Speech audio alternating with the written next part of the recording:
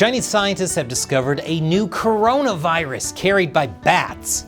But while some are worried about a new pandemic, I'm worried the CCP has something else in mind. Welcome to China Uncensored. I'm Chris Chappell. This is when I usually talk about Operation Honeypot and our fight against YouTube censorship, but let's take a little break from that so we can fight Apple's censorship. For the last few months, we've been building you an exclusive China Uncensored app, or at least we designed it, programmed it, and submitted it to Apple for review. They typically approve or reject an app within 48 hours, a week at most. We submitted our app for review more than a month ago, on January 24th. After 2 weeks, we hadn't gotten a response, so we applied to expedite Apple's processing.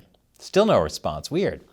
So we pulled that version and resubmitted it, hoping it would land with a new reviewer, and still no response.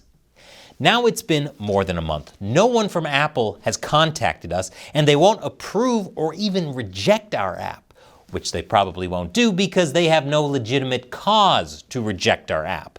We tried everything we could, and now we're concerned that Apple is actually censoring us.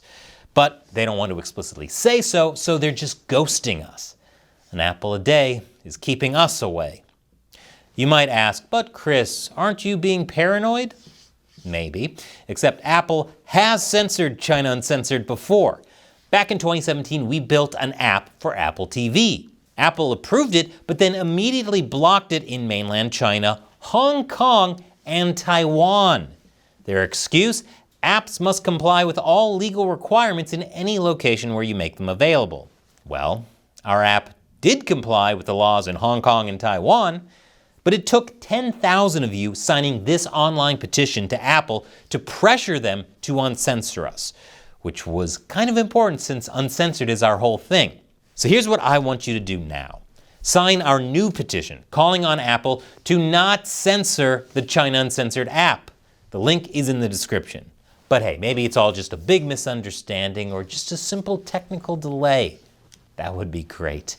In which case, the petition is just your enthusiastic support for the coming China Uncensored iOS app. So, thank you for signing. Now back to the episode. Wuhan, called by some the Chicago of China, known for the Yellow Crane Tower, Baotong Temple, and absolutely nothing else. Really puts a damper on that touristy image. Wuhan is also home to a lot of educational hotspots in China, including the Wuhan Institute of Virology, employer of Batwoman. No, not this very disappointing Batwoman. I'm talking about Dr. Shi Zhengli, who is known as China's Batwoman, internationally renowned for her work with bats and bat coronaviruses, including SARS-CoV-2, the virus that causes COVID-19. She has discovered loads of coronaviruses associated with bats in China. And she's at it again, because according to an article published in the medical journal Cell by her and a team of researchers, a new bat coronavirus has been discovered in China. And no, you didn't step into a time loop. This is a recent study.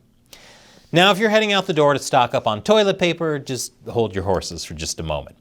The virus, called HKU5-CoV2, doesn't appear to be a major public health threat, and new bat coronaviruses are discovered all the time.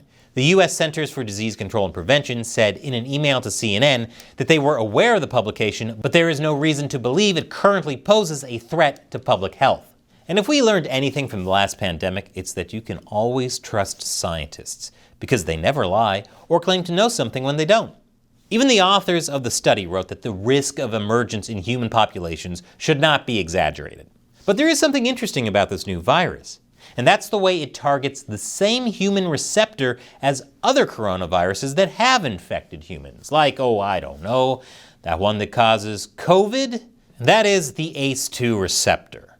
What this means is that the virus could potentially jump from bats to other animals that have ACE2 receptors, including humans. In that way, this new virus is similar to SARS-CoV-2, or at least that's what people are saying.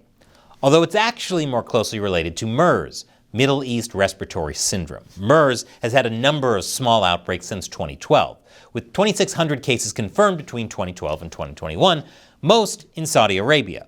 36% of those infected died. But it isn't a major public health threat. It isn't airborne, with people usually catching it from close interactions with camels or other infected people, mainly in hospitals. And it's very uncommon. And this new study only shows that HKU5-CoV2 could be transmissible to humans because it was found to infect human cells in the lab and artificially grown lung and intestine tissues. It's currently not transmissible to humans. In fact, the transmission risk for this new virus is much lower than that of COVID-19 because both the binding and the virus are weaker. And so far, there have been no reports of infected people. So no need to hoard toilet paper yet, or ever, you maniacs. Of course, that hasn't stopped people from panicking. Word of the discovery even caused some vaccine makers' stocks to rise. Moderna rose as much as 6.6% on Friday afternoon, and Novavax rose as much as 7.8%. American depository receipts of BioNTech SE, Pfizer's COVID vaccine partner, climbed as much as 5.1%, while Pfizer gained as much as 2.6%. So why are people saying that this new virus is like COVID when it's actually more like MERS? Well, a lot of that probably comes down to how the Chinese Communist Party wanted this reported. Since the beginning of the COVID-19 pandemic, scientists, and let's face it, the media, have argued over the origin of the SARS-CoV-2 virus. Early on, leading scientific experts said it came from a wet market in Wuhan.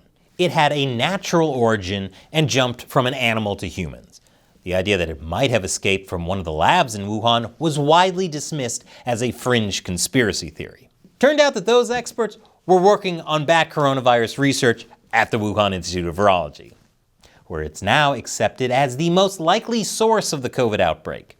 But that makes China look bad. Communism is all about the vibes.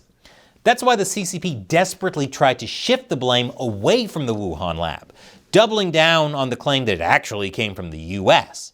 To this day, China still claims it's extremely unlikely COVID came from a lab leak. This is also probably why, back in 2020, the bat woman, Dr. Shi Zhengli, reportedly went missing for a period of time. One of the strongest arguments against a natural origin of COVID is that scientists have not found a virus, either in bats or another animal, that matches the genetic makeup of COVID-19. In other words, since there's no indication that something like COVID existed in nature, it probably didn't jump from animals to humans. It was probably made in a lab. But now, lo and behold, as reported first by the Hong Kong-based South China Morning Post, which is, let's just say, very friendly towards the CCP, a Chinese team has found a new bat coronavirus in nature that could infect humans via the same route as COVID-19. They are purposefully linking this new virus to COVID, even when it's not like COVID at all. In fact, the abstract for the study makes the conclusion from the research clear. This study reveals a distinct lineage of HKU5-CoVs in bats that efficiently use human ACE2.